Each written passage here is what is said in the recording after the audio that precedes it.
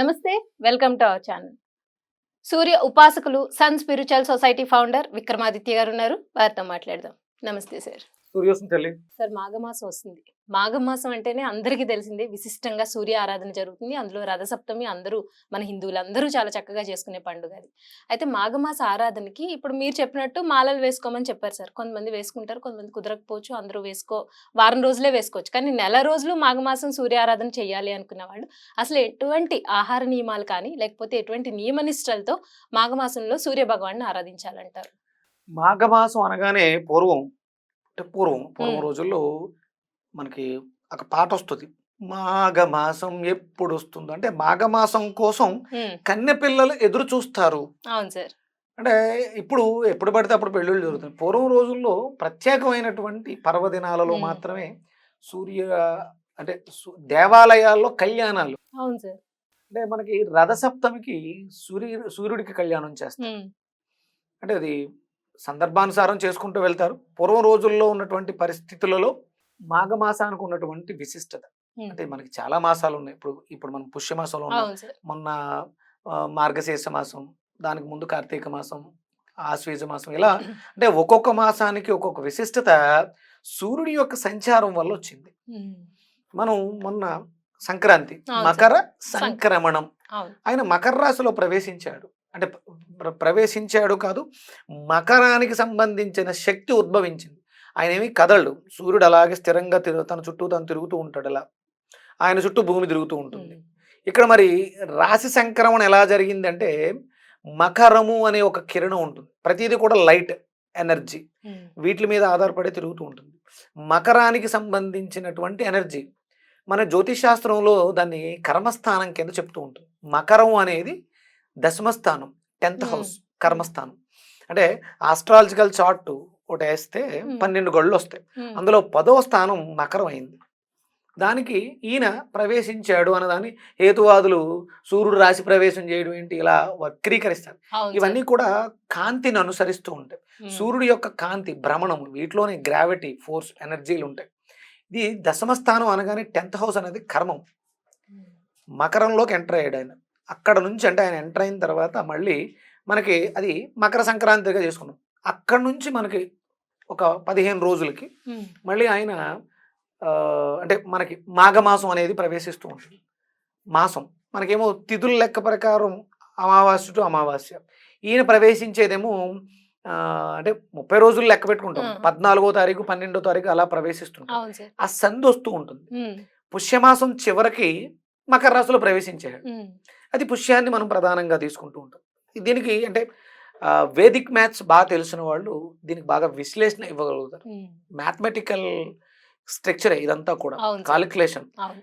అంటే జ్యోతిష్ శాస్త్రం, astronomy, astrology, ఆస్ట్రానమీని అనుసరించే ఇవన్నీ కూడా జరుగుతూ ఉంటాయి. చాలా విశేషం ఏంటంటే కర్మస్థానం, సత్కర్మలు అంటే వివాహాలు నిలబడాలంటే కర్మస్థానం దశమస్థానం. తర్వాత వచ్చేది కుంభం, లాభస్థానం, కుటుంబ అంటే లాభం, జీవితంలో అభివృద్ధిని సాధించడానికి వెళ్తూ ఉంటుంది. దాని తర్వాత తృతీయ స్థానం విక్రమస్థానం. అంటే ఒక జంట వివాహం చేసుకుంటే వాళ్ళ జీవితాలు లాభం బాటలో ఉండి విక్రమస్థానంలోకి వెళ్ళి అక్కడ నుంచి కుటుంబ స్థానం, శిరస్సు, శరీరం, కుటుంబం, ఇలా అంటే ప్రతిదీ కూడా సైంటిఫిక్ గా ఎనర్జీస్ బాగుంటాయి. మాఘమాసంలో వివాహాలు జరిగితే ఆ వివాహాలు స్థిరంగా శాశ్వతంగా ఉంటాయి. అంటే ఎవరైతే వివాహాలు ఆలస్యాలు అవుతున్నాయి, అవ్వట్లేదు, ఎదురు చూస్తున్నాం, ఇబ్బందులు పడిపోతున్నాం అనేవాళ్ళు ఇప్పుడు ఈ మాఘమాసాన్ని వినియోగించుకుని మనం సూర్య ఆరాధన, ఆత్మకారకుడమ్మ, భార్యాభర్తల మధ్య సఖ్యత లేదు, ఇక్కడ శరీరాలు వేరు కానీ ఆత్మ ఒక్కటే. ఈ ఆత్మకారకుడైనటువంటి సూర్యుడు ఏదైతే ఉన్నదో ఆరాధన చేయడం ద్వారా మన మధ్యలో ఉన్నటువంటి ఇబ్బందులు, అబ్స్ట్రాకిల్స్ వెళ్ళిపోవడానికి అవకాశం ఉంటుంది. ఆ తెరలు తొలగిపోతాయి. అందుకని ఆత్మకారకుడైనటువంటి సూర్య ఆరాధన విశేషంగా చేస్తే పొరపచ్చాలు రావు, జీవితం హ్యాపీగా ఉంటుంది. అంటే ఇక్కడ మనం సూర్య అపచారాలు అంటాం. అంటే సూర్యుడికి అపచారం చేయకూడదు. అంటే సూర్యుడు అపచారం ఏంటి, ఆయన ఎక్కడో ఆకాశంలో ఉంటాడు. ఇక్కడ మనం అపచారం అంటే ఆత్మకి అపచారం చేయకుండా ఉండటం. ఆత్మ అంటే ఆత్మవంచన చేసుకుని బ్రతికేస్తాం. నిన్ను తిడుతున్నానమ్మా అంటే నీ పేరు నీ ఇన్స్ట్రుమెంట్. నేను ఎవరిని తిడుతున్నాను అంటే లోపల ఉన్నటువంటి క్షోభ. ఏం బాధపడుతుంది? ఆత్మక్షోభ. నేను ఎవరిని తిట్టాను? నన్నే. నాలోను ఉన్నదే ఆత్మే, నీలో ఉన్నదే ఆత్మే. ఇన్స్ట్రుమెంట్లు వేరు కదా.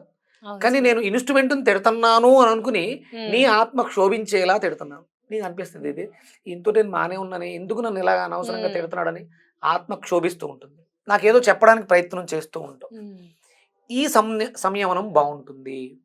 సూర్య ఆరాధన చేయడం ద్వారా ఆ ఇబ్బందులు ఏవైతే ఉన్నాయో మనం అంటే జీవిత గమనం సాధించడానికి అన్యోన్యత, భార్యాభర్తల అన్యోన్యత, తల్లి బిడ్డల అన్యోన్యత, ఇలా అందరం కూడా ఐకమత్యంగా ఉండడానికి మాఘమాసం చాలా విశేషమైనటువంటి.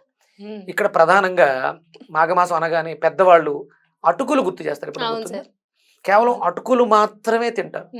ఇక్కడ మనకి మొన్న తొలకరి పంటలు వచ్చినాయి, అందుకని సంక్రాంతి చేసుకున్నాం. ఆ వడ్డీని నానబెట్టి అటుకులు చేస్తారు. ఈ మాఘమాసం అంతా కూడా అటుకులనే స్వీకరిస్తారు. అటుకులు బెల్లం కూడా సూర్యుడికి నివేదన చేస్తారు కదా సార్. తేలికగా జీర్ణం అవుతూ మనకి కావలసినటువంటి ఇప్పుడు సోకాల్డ్ న్యూట్రిషన్స్ మాట్లాడేవన్నీ న్యూట్రిషన్స్ అందులో ఉన్నాయి. 3 రోజులు ఊరబెడతారు ఒడ్డుల్ని. ప్రోబయాటిక్, అద్భుతమైనటువంటి గట్ హెల్త్, B12, ఐరన్, ఇవన్నీ సమృద్ధిగా ఉన్నటువంటి ఆహారం ఏది? అటుకులు. అవి చాలా త్వరగా జీర్ణం అవుతాయి. అటుకుల్ని నానబెట్టేసి ఆల్మోస్ట్ అలా అందరూ మర్చిపోయి ఉంటారు అటుకులు. అటుకులు చాలా అద్భుతమైనటువంటి అమృతం. అది చాలా త్వరగా జీర్ణం అవుతాయి.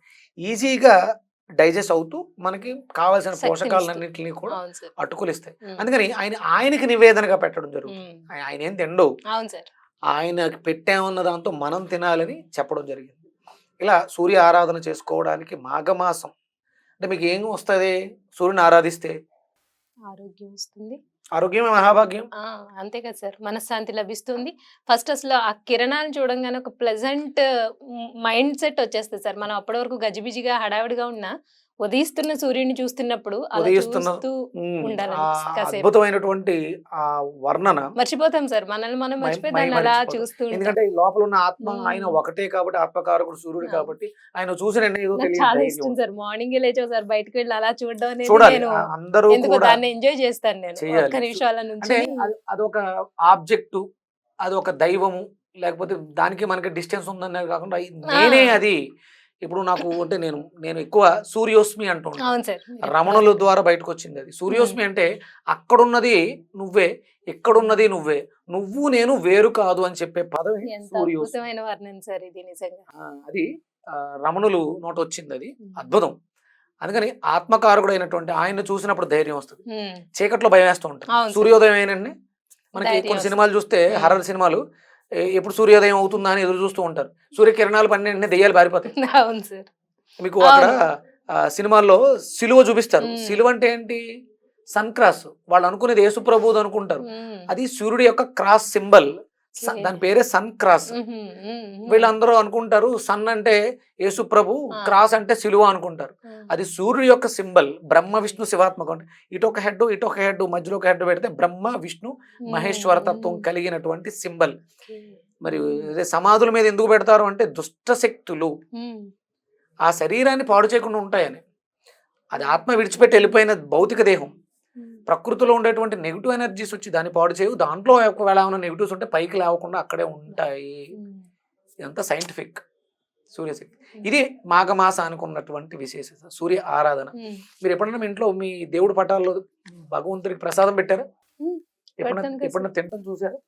తీసుకున్నారా? మీరు ఎప్పుడన్నా అలా మీరు పెడితే తన చేతులతో మీ ప్రసాదాన్ని స్వీకరించడం చూడాలనుకుంటున్నారా? ఖచ్చితంగా సార్, అనిపిస్తుంది కదా, ఫీలింగ్ అనిపిస్తుందా?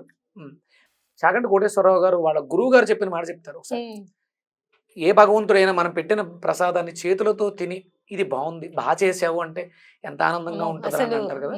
మీరు శుభ్రంగా ఈ మాఘమాసం అంతా కూడా పరమాణాన్ని వండి సూర్యోదయ సమయంలో తీసుకెళ్లి ఒక ఆకులో తమలపాకు, మన ఆయనకి చిక్కుడాకులో పెడతారు. చిక్కుడాకులో వేసి అలా పెట్టండి. ఆ ఉదయిస్తున్నటువంటి సూర్య కిరణాలు ఆ ప్రసాదాన్ని తాగుతాయి. కిరణాలు అంటే కరములు, చేతులు.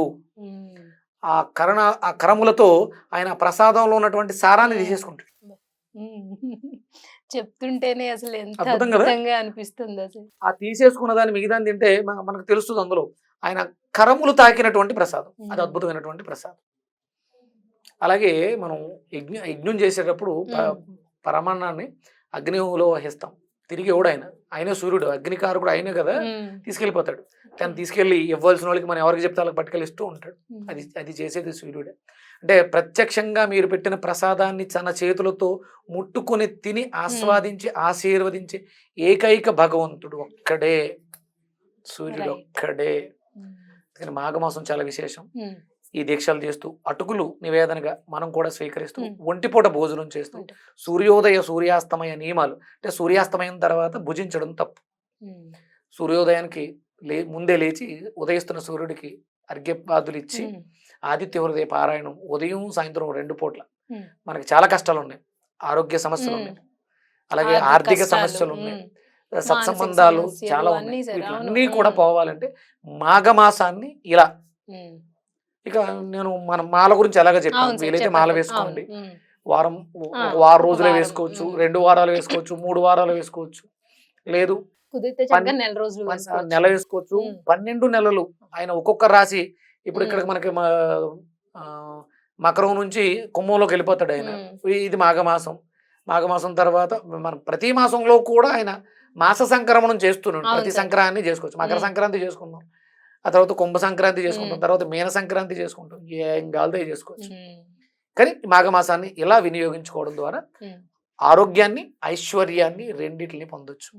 అక్షయపాత్ర ధర్మరాజుకే కాదు మనకు కూడా ఇస్తాడు ఆయన. సత్రాజిత్యుడికే ఇచ్చాడు సమంతకమని, మనకు కూడా ఇస్తాడు. వెంకటేశ్వర స్వామికి పద్మావతిని ఇచ్చాడు, మనకు కూడా ఇస్తాడు. ఎవరైతే వాటి గురించే కదా ఈ తాపత్రయం అంతా, చెయ్యాల్సినవి చెయ్యవంతే. మీరు చెప్పినట్టుగా దీన్ని చక్కగా వినియోగించుకుని చాలా శరీరానికి వృద్ధి, యశస్సు, ఆయుష్ అన్నీ కావాలనుకునే వాళ్ళు చక్కగా సూర్య భగవాన్ని ఆరాధన చేస్తూ మాఘమాసం మీరు చెప్పినట్లుగా వినియోగించుకోవాలని అందరికీ చెప్తూ ధన్యవాదాలు.